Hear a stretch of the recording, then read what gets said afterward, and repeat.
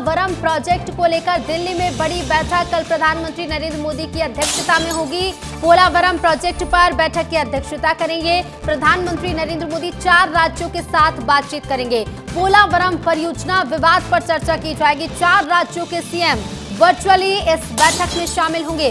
छत्तीसगढ़, ओडिशा, आंध्र प्रदेश और तेलंगाना के मुख्यमंत्री बैठक से जुड़ेंगे। लंबे समय से लंबित प्रोजेक्ट पर चर्चा होगी। पोलावरम प्रोजेक्ट विवाद सुलझाने पर चर्चा की जाएगी। और नीतीश हमारे सहयोगी लगातार बने हुए हैं। नीतीश, लंबे समय से लंबित है ये मामला और विवाद सुलझाने का इंतजार किया जा रहा है और आखिरकार अब ये बैठक होने जा रही है। बिल्कुल, देखिए, अगर भारतीय इतिहास को देखा जाए तो गोदावरी और कृष्णा नदी का जो बेसिन है वो अन्न का कटोरा कहा गया है। अगर आप चोल की बात कर दीजिए, अन्य डायनेस्टी की बात कर दीजिए, तब भी उसकी महत्ता थी।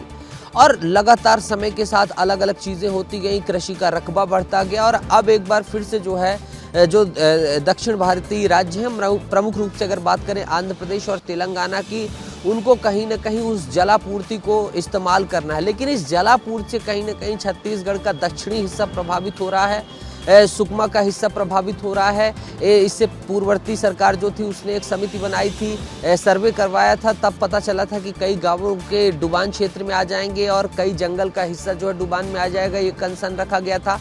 चूंकि प्रधानमंत्री अंतर्राज्यीय विवादों का निपटारा भी करते हैं, उनकी अगर शक्तियों पर ध्यान दिया जाए, रुख किया जाए, तो उनकी संवैधानिक शक्तियों में ये भी शक्ति होती है कि अंतर्राज्यीय जल विवाद हो या फिर अन्य विवाद हो, प्रधानमंत्री उसका निपटारा कर सकते हैं। तो जो कॉन्फ्लिक्ट थे, उन कॉन्फ्लिक्टों को रिजॉल्व करने के लिए, क्योंकि इससे पहले भी कुछ नदियों के जल विवाद जो थे वो प्रधानमंत्री ने सफलतापूर्वक सुलझाया था।